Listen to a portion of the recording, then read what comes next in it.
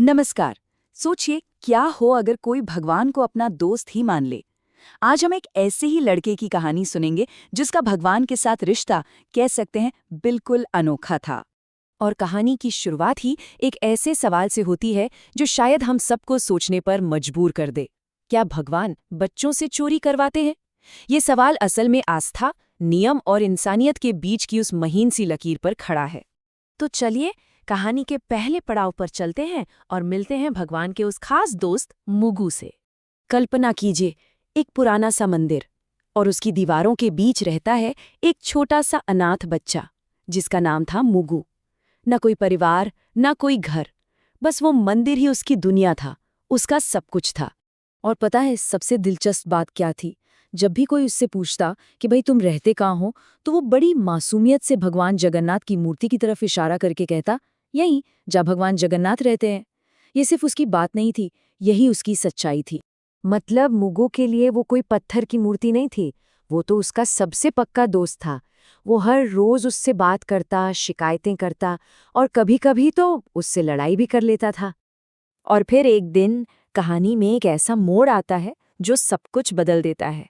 एक बहुत ही बेबस माँ रोते बिलखते मंदिर पहुंचती है।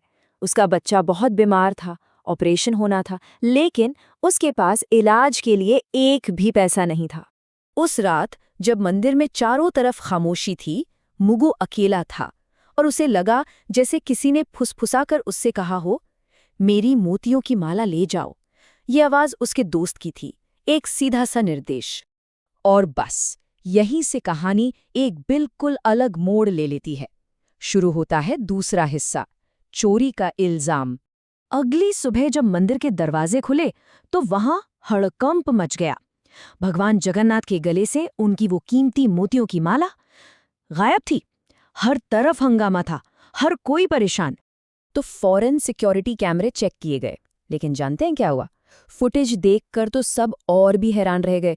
पूरी रात की रिकॉर्डिंग में ना कोई मंदिर के अंदर आया था और ना ही कोई बाहर गया था। मामला और भी ज्यादा उलझ गया था। और ठीक उसी वक्त जब सब परेशान थे, वो माँ वो खुशी से झूमती हुई वापस आती है। वो बताती है कि किसी ने वो माला बेचकर उसके बच्चे का ऑपरेशन करवा दिया और अब उसकी जान बच गई है। अचानक से जो चोरी लग रही थी वो अब एक चमत्कार लगने लगी। अब कहानी उस मोड़ पर है जहां ये कोई चोरी का मामला नहीं बल्कि इंसानियत का एक कड़ा इम्तिहान बन जाता है। तो यहाँ ना दो बिल्कुल अलग अलग दुनियाएं आमने सामने थीं। एक तरफ था मुंगू का मासूम सा सच, मैंने तो वही किया जो भगवान ने मुझसे करने को कहा। और दूसरी तरफ थी भीड़ की आवाज जो कह रही थी चोर तो ऐसे ही बहाने बनाते हैं। लेकिन पुजारियों ने उन्होंने विश्वास से ऊपर अपने बनाए नियमों को रखा। उन्होंने मुंगू को मंदिर से बाहर निकाल दिया और फैसला सुनाया कि जब तक असली सच सामने नहीं आ जाता वो वापस नहीं आ सकता। और इसके बाद जो हुआ वो बहुत बहुत तेजी से हुआ। सोचिए, पहले दिन उसे उसके घर से मंदिर से निकाल दिया गया, दूसरे दिन उसे तेज बुखार चढ़ गया, तीसरे दिन कमेटी बस इस बात पर बहस करती रही कि सच क्या है, और चौथा दिन, उस दिन उसने अपनी आखिरी सांस ली। और इन सब के बीच कमेटी के एक सदस्य की एक बात ने जैसे सब कुछ तय कर दिया। उसने कहा, पहले सच्चाई तय होनी चाहिए, इलाज तो बाद में भी हो सकता है। बस इसी एक लाइन ने उस बच्चे की किस्मत पर ताला लगा दिया। अब हम कहानी के उस हिस्से में हैं जहां हर एहसास और हर फैसले के लिए बस बहुत देर हो चुकी थी। अपनी आखिरी सांसें लेते हुए अपनी बिल्कुल कमजोर सी आवाज में मुगु ने जो कहा वो सोचने वाली बात है। उसने कहा, कभी कभी भगवान खुद बचाने नहीं आते, वो तो बस ये चाहते हैं कि इंसान सही फैसला ले। खैर, देर से ही सही, एम्बुलेंस बुलाई तो गई, लेकिन जैसे ही वो गाड़ी वहां से निकली ना, मंदिर के बड़े बुजुर्ग समझ चुके थे कि अब बहुत देर हो गई है, मुगु नहीं बच पाया। पर कहानी यहाँ खत्म नहीं होती। असली चमत्कार तो होना भी बाकी था मुगु की जाने के बाद। अगले ही सुबह वो मोतियों की माला वापस भगवान की मूर्ति के गले में थी और कैमरे, एक बार फिर उनमें कुछ भी नहीं था। ना कोई आता दिखा, ना कोई जाता दिखा।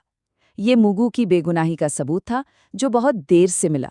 बाद में जब मुगु के कपड़े देखे गए तो उसकी जेब से एक छोटा सा कागज का टुकड़ा मिला और उस पर लिखा था, मेरे दोस्त ने कहा है कि सही काम करने का इनाम हमेशा जिंदा रहना नहीं होता। तो ये कहानी हमें क्या सिखाती है?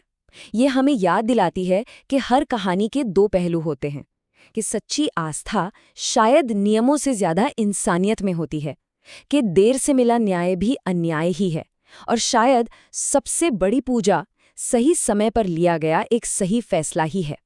और आखिर में ये कहानी हम सबके लिए एक बहुत बड़ा सवाल छोड़ जाती है। सही क्या है, ये जानने और उसे करने के बीच का जो थोड़ा सा वक्त होता है, वो आखिर कितना कीमती है।